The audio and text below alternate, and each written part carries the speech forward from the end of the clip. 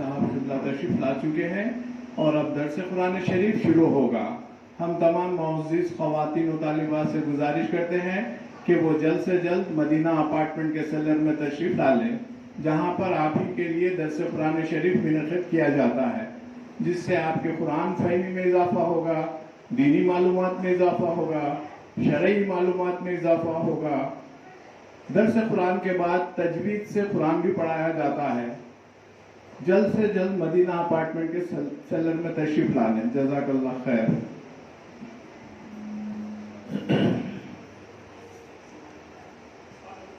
بسم اللہ الرحمن الرحیم، نحمده ونصلي ونسلم على حبیبہ الکریم الامین العزیز الرحیم وعلى آلہ واصحابہ الافضلین الاکرمین اجمعین، اما بعد فاعوذ باللہ من الشیطان الرجیم، بسم اللہ الرحمن الرحیم، ان الذين يشترون بعهد الله وايمانهم ثمنا قليلا اولئك لا خلاق لهم في الاخره ولا يكلمهم الله ولا ينظر اليهم يوم القيامه ولا يزكيهم ولهم عذاب اليم۔ صدق اللہ العظیم۔ حصول برکت کے لیے دھیرے دھیرے درود شریف پڑھ لیجیے۔ اللہم صل وسلم وبارک علی سیدنا و شفیعنا و حبیبنا ومولانا محمد معدن الجود والکرم وآلہ الکرام وابنہ الکریم وآلہ واصحابہ وبارک وسلم صلی اللہ تعالیٰ علیہ وسلم۔ شعبان المعظم اپنی پوری شان کے ساتھ آپ پر ہم پر ساتھ فکن ہے، کیونکہ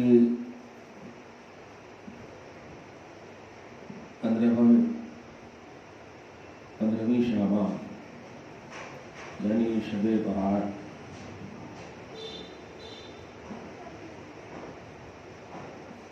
جمعہ کے دن گزارتے رات میں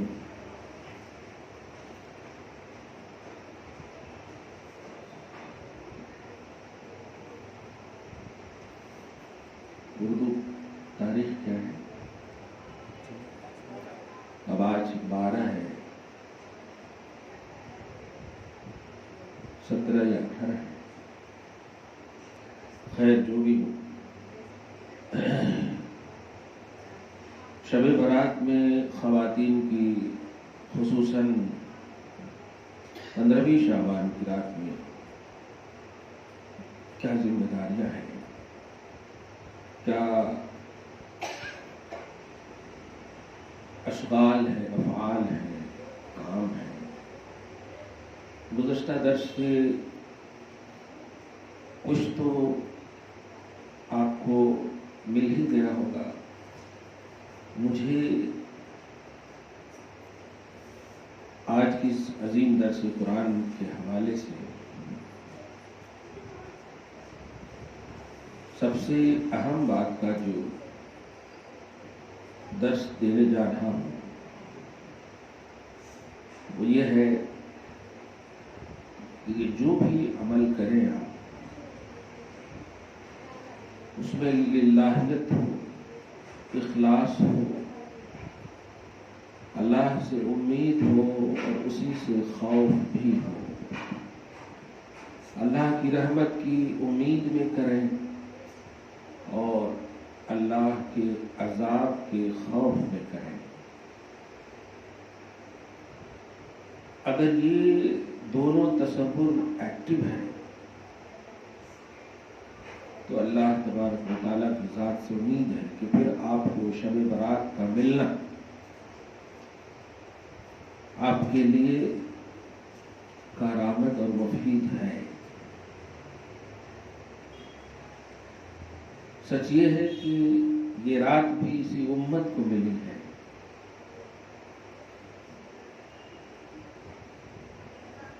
نبی علیہ الصلوۃ والسلام خصوصاً پورے شعبان میں اتنی کثرت سے روزہ رکھتے کہ حضرت عائشہ صدیقہ طیبہ طاہرہ رضی اللہ تعالی عنہا فرماتی ہیں کہ مجھے کبھی کبھی یہ گمان ہو جاتا کہ آپ کبھی روزہ چھوڑیں گے ہی نہیں، اتنی کثرت سے رکھتے تھے، اکثر و سیامن روزہ کے اعتبار سے رکھتے بھی تھے اور پسند بھی کرتے. چنانچہ عنوانی جملہ بول رہا ہوں، فرماتے ہیں فَأُحِبُّ أَن يُرْفَعَ عَمَلِي وَأَنَا صَائِمٌ أو كما قال صلی اللہ علیہ وسلم. کہ چونکہ اس رات میں اعمال پیش کیے جاتے ہیں تو نبی علیہ الصلوۃ والسلام فرماتے ہیں میں یہ پسند کرتا ہوں. اب دنیا کی کوئی مخلوق خصوصاً بلیور اور ایمان والی حضور کی امت ہو ہی نہیں سکتی جو حضور کی پسند کو معاذ اللہ اپنی پسند نہ کرے. فَأُحِبُّ مجھے محبوب ہے. کیا محبوب ہے؟ کہ میرے اعمال اس حال میں پیش کیے جائیں کہ میں روزہ دار ہوں. مجھے آپ کے روزے پر یا آپ کے عمل پر شک نہیں ہے کہ آپ روزہ نہیں رکھیں گی، مگر یہ شک ضرور ہے کہ آپ کو بے شک روزہ رکھنا ہے. روزے کی حالت میں بہت جھگڑے ہوتے ہیں، یہ پریکٹیکلی چیز ہے، بہت غصہ آتا ہے. حضور پاک صلی اللہ علیہ وسلم یوں تو اس روزے کا اعلان آپ ذرا غور کریں، پھر پیٹ پہ پتھر باندھنے کا عنوان بھی تو یہی ہوگا نا. کھانے کا عنوان تو یہ فرماتے ہیں کہ مجھے میرا رب کھلاتا پلاتا ہے.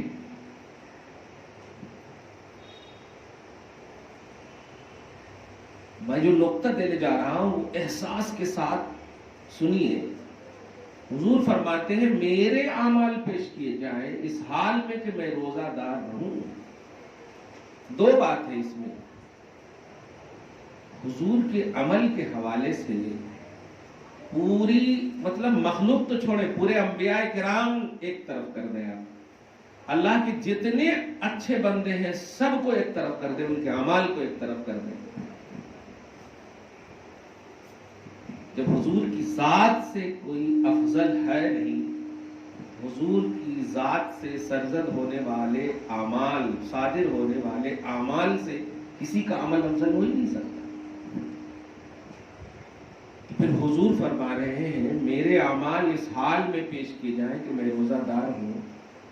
سوال یہ ہے کہ کیا حضور چاہتے ہیں کہ میں عمل کی وجہ سے اللہ کی بارگاہ میں مقبول ہو جاؤں؟ نہیں، اس سے امت کو ایکٹیو کرنا چاہتے ہیں کہ سوچو میری تخلیق ہوئی ہے، میری پیدائش، میرا وجود اللہ کی بارگاہ میں محبوبیت پر ہے. میری خلقت میں احسنیت ہے، میں اللہ کا محبوب ہوں، میں حبیب ہوں. مجھے اللہ پاک نے اپنا محبوب بنایا. محبوب اسے کہتے ہیں کہ جس کا محبوب ہو وہ خود پوچھے کہ بتا تیری رضا کیا ہے. محبوب کا یہ عنوان ہوتا ہے، حبیب کا یہ عنوان ہوتا ہے. حضرت موسیٰ علیہ السلام کی شان ہے کلیم. کلیم اسے کہتے ہیں کہ اپنی خواہش خود پیش کریں،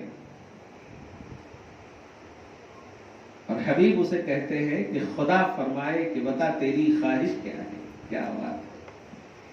ایسا محبوب کہہ رہا ہے صلی اللہ علیہ وسلم کہ میں چاہتا ہوں کہ میرے اعمال اس حال میں پیش کیے جائیں کہ میں روزہ دار رہوں.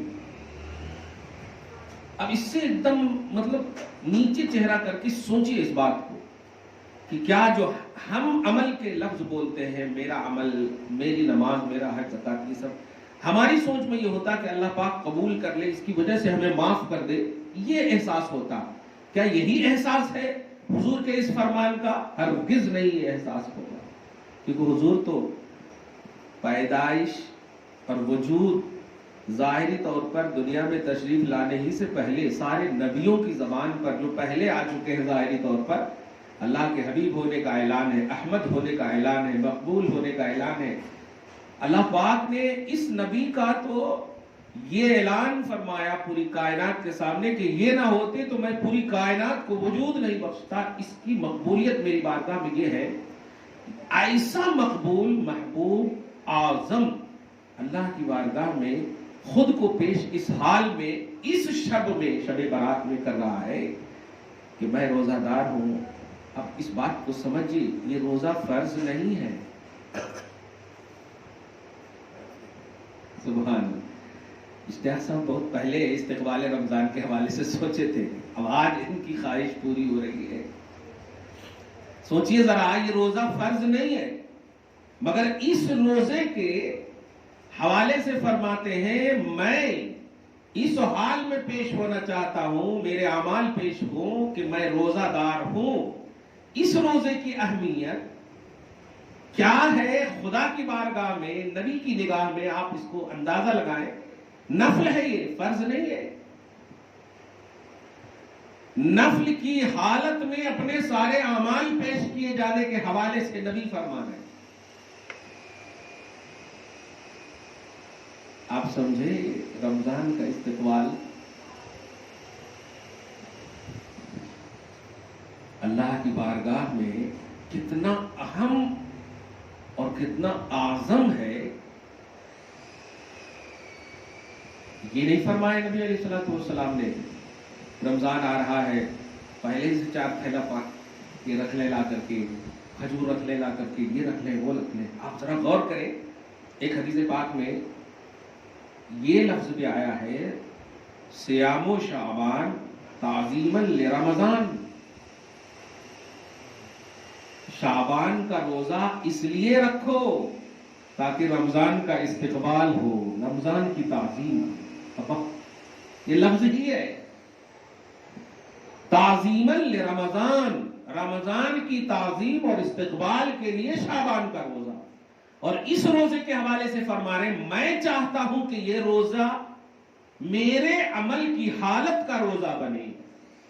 خدا کی بارگاہ میں جب سال بھر جو ہم لوگ کرے ہیں وہ سب پیش کیے جائیں گے، وہ بھی اعمال ہیں، لیکن ان تمام اعمال کا بیس نبی بنا رہے ہیں روزے کو، اور وہ روزہ جو نفل ہے. سوچئے رمضان کا روزہ کا مقام اور اہمیت اس کی کیا ہوگی. آپ سمجھ جائیں. 2 بات آج کے درس میں آپ کو ملے گا کہ اب جو آ رہا ہے، اس دن تو میں نے کہا تھا 12 دن ہے نہیں، اب آج 2-3 دن 5 دن کہہ رہا ہوں، جمعہ تک ہے آپ کے پاس ٹائم. بول رہا ہوں. آپ سمجھ رہے ہیں، شادی کے حوالے سے، ولیمہ کے حوالے سے، کوئی فنکشن، کوئی فیسٹیول وغیرہ کے حوالے سے اگر الٹی گنتی شروع ہو جائے کہ اب 5 دن ہے، 4 دن ہے، 3 دن ہے، 2 دن ہے، تو آپ سوچئے آپ کا ذہنی طور پر کس طرح سے آپ مستعد اور تیار رہتی ہیں.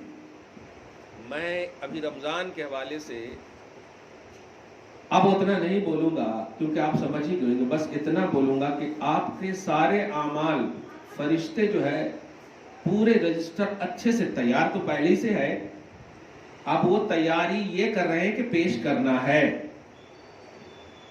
اب آپ سوچئے کہ 14 شعبان تک، مغرب سے پہلے تک، 15ویں شعبان ہو جائے گی مغرب کے بعد، تو 14 شعبان یعنی جمعہ کی مغرب کی نماز سے پہلے تک، آتے سے جمعہ جو بول رہا ہوں، آنے والا جمعہ، یہ 3-4 دن کے بعد جو آ رہا ہے، مغرب سے پہلے تک آپ کو کیا کیا کرنا ہے اور آپ کیا کیا کرے ہیں، وہ سب اللہ کی بارگاہ میں مغرب سے پہلے تک پیش کر دیا جائے گا. پھر ایک نئی کاپی دے گا اللہ تعالیٰ، نئی کاپی دے گا اللہ تعالیٰ. اور جانتے ہیں سب سے پہلے اس کاپی میں کیا، جو کرے ہوں گے وہ بھی لکھا جائے گا. اتنے سے اتنا بولتے نہیں، ما سبق کا حساب ہے نہیں، ما سبق کا حساب یہ ہے گزشتہ، گزشتہ یہ ہے، گزشتہ سے پیوستہ. اب آپ سمجھ رہی ہوں گی، میں خود جب بول رہا ہوں تو مجھے کتنی ہیبت ہو رہی ہے. ارے حساب کا لفظ ہی عجیب سا ہے، اور وہ بھی اللہ کی بارگاہ میں جو سب جانتا ہے. ماں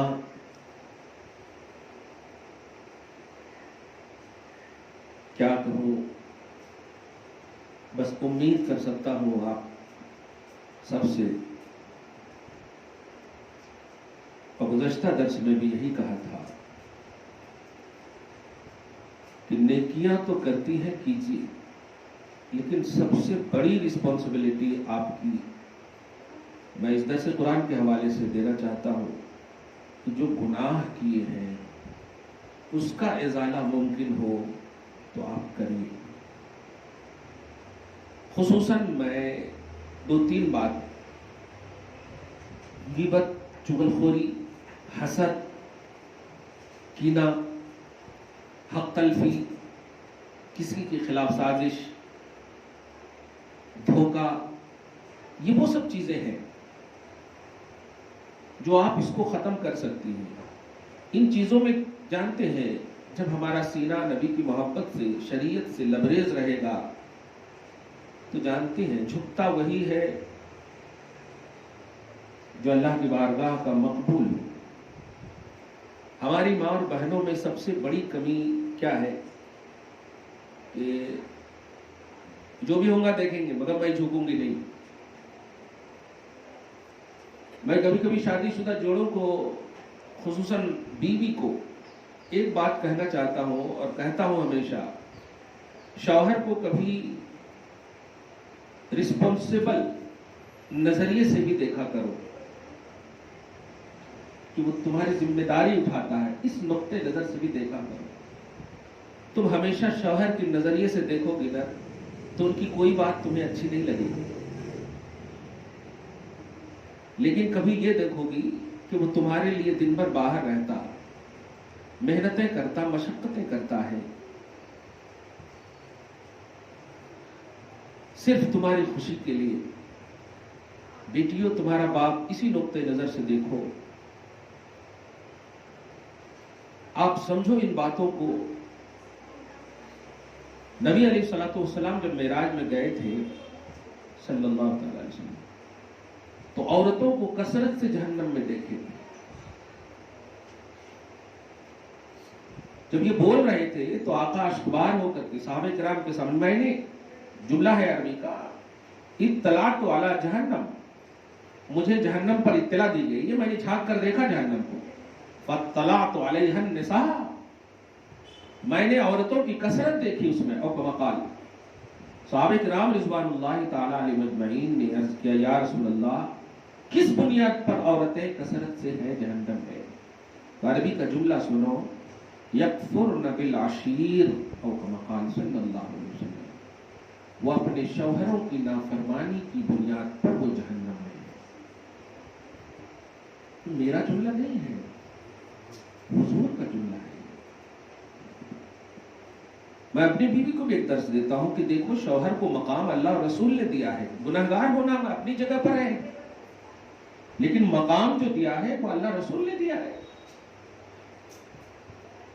یہ مقام و منزلت، یہ عظمت، یہ اللہ اور اس کے رسول کی طرف سے ہے۔ غلطی پکڑنے کا تمہیں حکم ہی نہیں دیا گیا۔ اصلاح، ہدایت کا یہ عنوان تمہیں مل سکتا ہے، لیکن فرماتے ہیں کہ شوہروں کی نافرمانی، تو صحابہ کرام نے عرض کیا، یا رسول اللہ نافرمانی کا کچھ تو شوشہ گوشہ بتائیے۔ فرمایا اس طرح کہ سال بھر تک اس کا شوہر ان کے لیے محنت و مشقت کر کے، رات دن اکٹھا کر کے ان کے لیے ساری ذمہ داری کو اپنے کاندھے پر لیے پھرتا ہے۔ زندگی میں کبھی اسے تکلیف ہو جائے، پریشانی ہو جائے تو وہ سارے احسانات کو بھول کر ایک جملہ کہہ بیٹھتی ہے، جب سے میں تمہاری زندگی میں آئی ہوں کبھی سکون نہیں ملا۔ یہ جملہ ہے عربی کا، میں ترجمہ کر رہا ہوں اس کا۔ فکرہت، ایک چیز اسے ناگوار گزرتی تو وہ کہہ پڑتی ہے کہ ما رأیت منک شیئا یا خیرا، تیری جانب سے میں نے کبھی بھی بھلائی نہیں دیکھا، اور ہے ایسا۔ سارے احسانات، لو احسنت ما مدت الدہر، پوری زندگی احسان کرتا رہتا۔ کس کے لیے اس نے بتائیے کمایا، کس کے لیے اچھے اچھے کھانے لایا، ساری چیزیں کس کے لیے کیا اس نے؟ سب تو گھر کے لیے ہی کیا نا۔ گھر کون ہے؟ بیوی ہے، بچے ہیں، لیکن اچانک انکار کر بیٹھتے۔ تو ایک پہلو تو بیویوں کے حوالے سے یہ ہے، اور اس کو ایک دم صاف انداز میں کہہ رہا ہوں کہ نبی نے فرمایا صلی اللہ علیہ وسلم اگر آپ کو پوچھنا ہے تو وہاں پوچھ لینا جا کر کے کہ آپ نے فرمایا شوہر کی وجہ سے، شوہر کی نافرمانی کی وجہ سے، بتائیے میں نافرمانی کیوں نہ کرتی، وہ غلط تھے، وہاں سوال کر لینا اگر ہمت ہے تو. لیکن دنیا میں جب نبی نے کہہ دیا ہے تو کہہ دیا. جیسے ہم بیمار بھی رہے اور ہمیں اگر طاقت ہے تو ہمیں 4 رکعت ظہر کی نماز پڑھنا ہے تو پڑھنا ہے. آپ اپنی بیماری کا بہانہ لے کر کے نہیں کر سکتے اللہ کی بارگاہ میں کہ آج میں 2 ہی پڑھتی ہوں، بیمار ہوں. جو احکام اللہ رسول کی طرف سے، جو اللہ اس کے رسول کی طرف سے پیغامات ہمارے سامنے آ جاتے ہیں اس کو ماننا ہے. ایک پہلو تو یہ ہے کہ جو بیویاں ہمارے سامنے مخاطب ہیں، اگر شوہر کا دل دکھائی ہے تو معافی مانگنے میں کوئی گناہ نہیں ہے ماں، بلکہ آپ کی عزت ہے. آپ کو کسی اور سے معافی مانگنے نہیں کہا جا رہا ہے، اس سے کہا جا رہا ہے جس سے مانگنے کے بعد اللہ ڈائریکٹ سکینہ آپ پر نازل کرے گا، کرم نازل کرے گا. بلکہ حدیث کی روشنی میں اگر دیکھیں تو فرمایا کہ شوہر کی نافرمانی کی وجہ سے جہنم میں، اگر آپ نے شوہر کو خوش کر دیا، فرما برداری کا عنوان دے دیا، تو اس کا صاف مطلب یہ ہوا کہ آپ جنت میں ہیں. بیٹیوں، ماں باپ کے حوالے سے بھی ایسے ہی ایکٹیو ہو. اگر کبھی کوئی تمہاری خواہش کے خلاف کوئی بات ایسی ہوئی ہے، معافی مانگو. آپ بہنوں، چھوٹے ہو یا بڑے ہو، تم یہ سوچ کر کے بھائی سے معافی تب کر دیتی ہو کہ وہ چھوٹا ہے. شریعت ہر عاقل اور بالغ کے لیے ہے. ہماری شریعت میں چونٹی جیسی مخلوق کو بھی تکلیف دینا حرام ہے. چونٹی، چھوٹی سی چونٹی ہے نا، کیا عقل مند چیز ہے وہ؟ نہیں. تو اشرف المخلوقات انسان کو تکلیف دے کر تم صرف اس لیے نہیں معافی مانگ رہی ہو کہ بڑی ہو، اور وہ بھی بڑی کس میں؟ پیدا ہونے میں. نہیں. ان اللہ یحب التوابین، بے شک اللہ جھکنے والے، توبہ کرنے والے، معافی مانگنے والے کو اپنا محبوب بنا لیتا ہے. خدا کی محبوبیت چاہیے یا نہیں چاہیے؟ خدا کی بارگاہ میں مقبولیت چاہیے یا نہیں چاہیے؟ سارے عمرے ایک طرف رہ جائیں گے، سارے حج ایک طرف رہ جائیں گے، ساری نمازیں ایک طرف رہ جائیں گی، سارے جتنے بھی واجبات ایک طرف رہ جائیں گے. اگر آپ نے بھائی بہن، خاندان کے کسی فرد، کسی بھی انسان، شوہر سے لے کر کے چھوٹے سے بڑے سے جس بھی فرد کا آپ نے دل دکھایا ہوگا، اس کی نافرمانی کی ہوگی، اللہ سارے اعمال کو موقوف رکھ دے گا. تمہارے اعمال پیش تو کیے جائیں گے لیکن وہ مقبولیت کے لیے نہیں، ویٹنگ لسٹ میں ڈال دیا جائے. بلکہ حدیث پاک میں ہے کہ مشرک، کیا بات ہے یار، بڑے اچھے موقع سے یہ جملہ نکلا ہے، حکومت بنا لینے دیجئے لیکن اللہ فرماتا مشرک کو میں معاف نہیں کروں گا. کیا بات ہے، حکومت دینے کے باوجود کہہ رہا ہے میں تجھے بخشوں گا نہیں، اور مجھے محکوم بنانے کے باوجود کہہ رہا ہے بخش دوں گا. سبحان اللہ، سبحان اللہ. بنانے دیجئے حکومت. سبحان اللہ. گویا انہیں مہلت دی گئی ہے اور ہمیں توفیق ملی ہے، الحمدللہ. تو مشرک کو اللہ معاف نہیں کرے گا، شرک کرنے والے کو اللہ معاف نہیں کرے گا. ایک بات. اور ایک جس کے سینے میں کینہ ہوگا،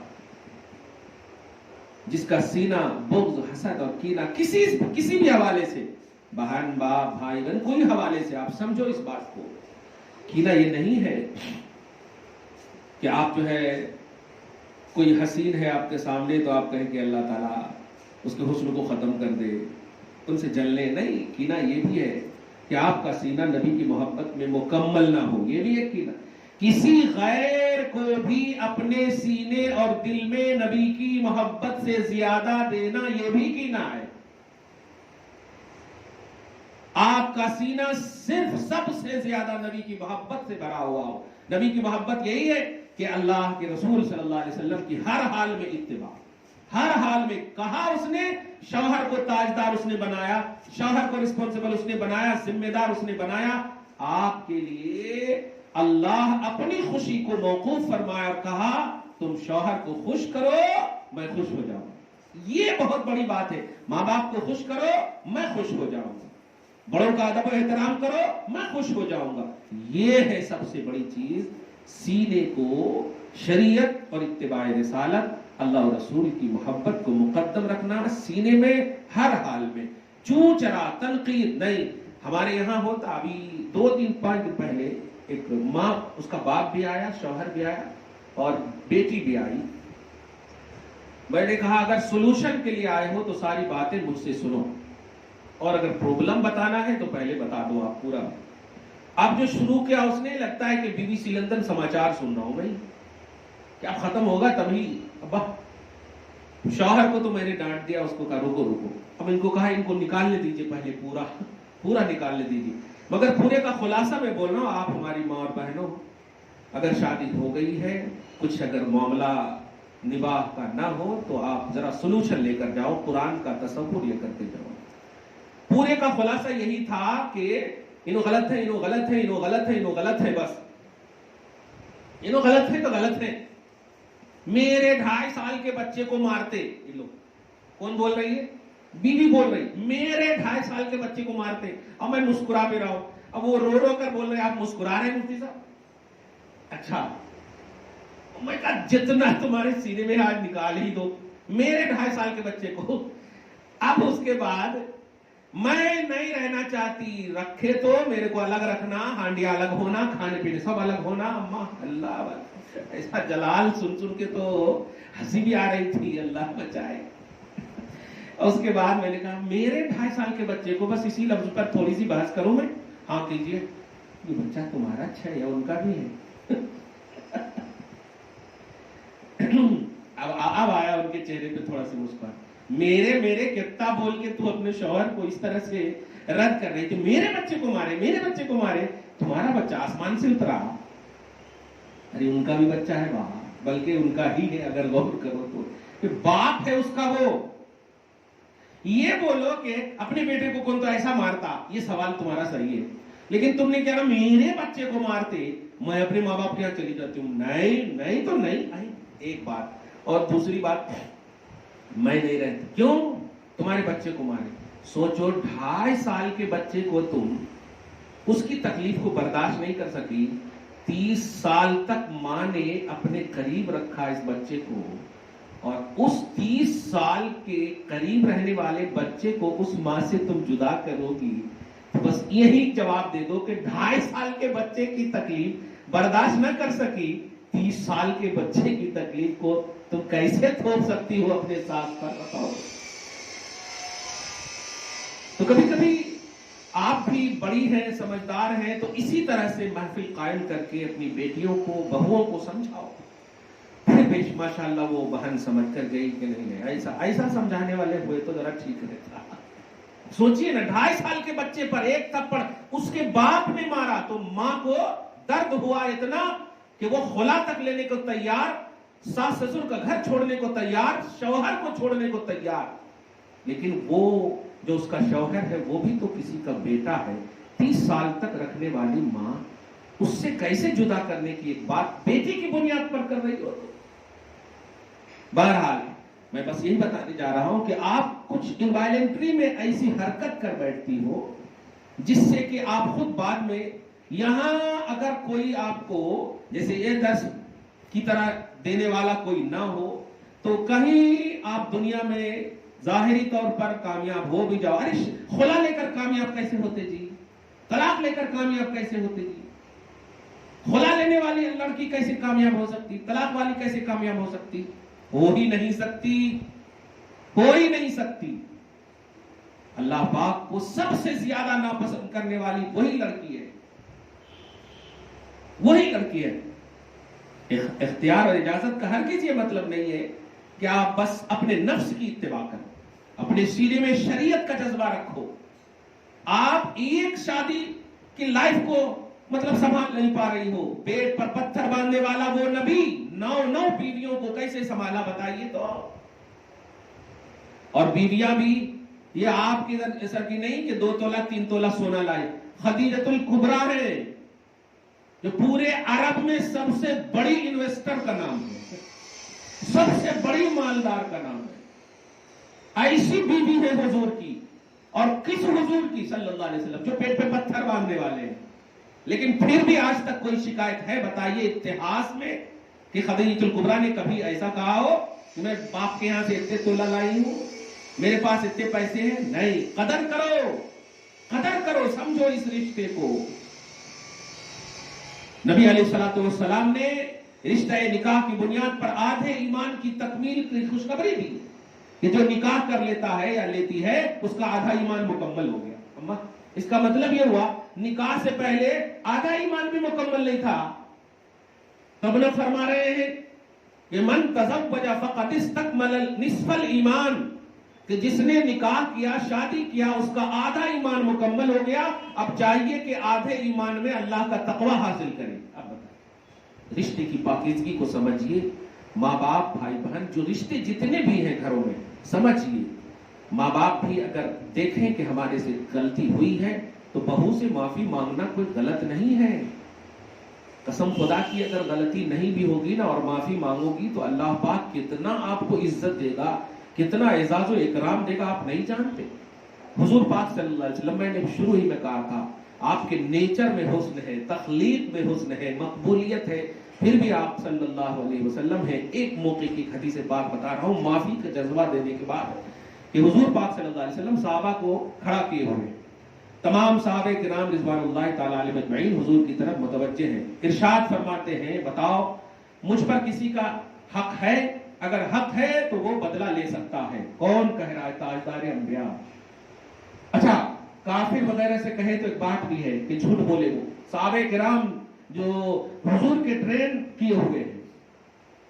حضور پاک صلی اللہ علیہ وسلم نے جو فرمایا، یہ ماحول مطلب قائم کرنا ماں اپنے گھروں میں، خاص طور سے بڑی رات کو جتنے بھی فیملی ممبرز ہیں سب ایک جگہ بیٹھنا، ایک دوسرے کے لیے معافی تلافی کا ایک عنوان قائم کرنا، جو میں ماحول دینے جا رہا ہوں۔ سنیے، نبی علیہ الصلوۃ والسلام فرماتے ہیں کہ میرے اوپر اگر کسی کا حق ہے تو وہ بدلہ لے سکتا ہے، میں بالکل تیار ہوں، یہاں ہوں۔ ایک صحابی رضی اللہ تعالیٰ عنہ آگے بڑھتے ہیں اور کہتے ہیں ہاں یا رسول اللہ آپ پر حق ہے۔ اب دوسرے صحابہ کرام کا انداز دیکھیے کیا ہوگا، ارے یہ کیسا ہے، یہ سب اب یہی کیسا جی، کیسا بول رہا ہے، اگر ہے بھی تو کیسا بول رہا ہے وغیرہ۔ لیکن حضور پاک صلی اللہ علیہ وسلم مسکرا کر کہتے آؤ لے لو، کیا بدلہ ہے؟ یا رسول اللہ صلی اللہ علیہ وسلم آپ نے ایک موقع سے مجھے ایک لکڑی ماری تھی، میں بھی چاہتا ہوں۔ اماں تو کہا ٹھیک ہے، ساری چیزیں ہو گئی تیار۔ نہیں یا رسول اللہ آپ نے کپڑا کھول کر کے مارا، پیٹھ میں کپڑے کھول کر کے۔ حضور پاک صلی اللہ علیہ وسلم یہ جملہ صحابہ کا اندازہ لگائیے کیا ہوگا۔ حضور پاک صلی اللہ علیہ وسلم نے کہا ٹھیک ہے، کپڑے کھولے، وہ صحابی آئے، پشت مبارک پر جو ختم نبوت تھا اسے چوم لیا اور کہا بدلہ مکمل ہو گیا یا رسول اللہ۔ کیا بات ہے۔ مگر یہاں پر جہاں اس صحابی کی محبت اور عظمت اپنی جگہ پر ہے، لیکن وہیں پر اس تاجدار انبیاء صلی اللہ علیہ وسلم کا سامنے کے پاس، سامنے والے پر جو حق تھا اس کے لیے خود کو پیش کر دینا، بتاؤ محمد عربی صلی اللہ علیہ وسلم سے بھی کوئی مقبول ہو سکتا ہے دنیا میں؟ جب نبیوں کی جماعت نہ ہو سکی تو تم اور آپ ہم کیا ہو؟ غوث قطب ابدال حضور کے صدقے میں بنتے ہیں، مگر دیکھا آپ نے جھکا دیے، مگر یہ جھکنا، وہ عروج، وہ ترقی، وہ ارتقاء کا عنوان بنا کے آج صاحب التاج والمعراج محمد کو کہا جا رہا۔ آپ سمجھ رہے ہیں اس بات کو؟ میں اس سے ایک نقطہ دینے جا رہا ہوں کہ ماں بیٹوں سے معافی مانگنا یا ساس سسر بہوؤں سے معافی مانگنا اسے عیب نہ جانیں۔ اگر غلطی ہے تو معافی مانگنا یہ آپ کی عزت ہے، یہ اللہ کی بارگاہ میں مقبولیت ہے۔ یہ ماحول ضرور آپ بڑی رات کو قائم کریں، اور اس سے پہلے ہو تو اور بھی، تاکہ تاخیر نہ ہو۔ بڑے چھوٹے اللہ کی بارگاہ میں اس کا لحاظ نہیں ہے، سچائی کا لحاظ ہے۔ آپ چھوٹے ہو، سچ ہو، اللہ کی بارگاہ میں بہت بڑے ہو۔ آپ بڑے ہو، جھوٹے ہو، کینہ ہے، بغض ہے، کسی کا دل دکھایا ہے، ناحق تلفی ہوئی ہے، حق تلفی ہوئی ہے، تو یہ ساری چیزیں بالکل اس کی تلافی کے لیے آپ کو 2-3 دن آپ کو ٹائم دیا جا رہا ہے، اللہ کی طرف سے، میری طرف سے نہیں۔ آپ جمعہ کی مغرب کی نماز سے پہلے تک خاص طور سے حقوق العباد میں بندوں سے ریلیٹڈ جو حقوق ہیں، جو آپ کا ان پر ہو تو آپ ان کو موقع دیں، آپ پر ان کا ہو تو ان سے آپ ملیں. اگر وہ انتقال کر گئے ہیں تو پھر آپ تنہائی میں بیٹھ کر کے اللہ سے معافی مانگیں. انتقال کر گئی ہیں، گئے ہیں، کوئی بھی ہو، معافی مانگے. یہ ایک اصل ہے. ساری عبادتیں جو بھی آپ کریں وہ اپنی جگہ پر مسلم ہے، لیکن بندوں کے حقوق اگر آپ پر ہیں تو آپ کا معاملہ موقوف رہے گا. بخشش اور نجات آپ کو نہیں مل سکتی. بخشش اور نجات کا دار و مدار حقوق العباد کی کلیئرٹی ہے. اگر حقوق العباد کلیئر ہے تو اللہ حقوق اللہ اپنے سے جو ریلیٹڈ حق ہے اس میں معافی کا امکان ہے، بلکہ معاف کر سکتا ہے. لیکن بندوں کا حق، چاہے بہو کا ہو، بیٹی کا ہو، باپ کا، کسی کا بھی ہو، اس میں بڑا چھوٹا رشتے نہیں دیکھے جاتے ہیں، حقانیت دیکھی جاتی ہے. امید ہے کہ آپ میسج سمجھ گئے ہوں گی. دعا ہے اللہ آپ کو شاد رکھے، آباد رکھے، ساری عظمتوں اور سعادتوں سے شب برات کی آپ سب کو محظوظ اور مالا مال فرمائے. والسلام علیکم ورحمۃ اللہ وبرکاتہ.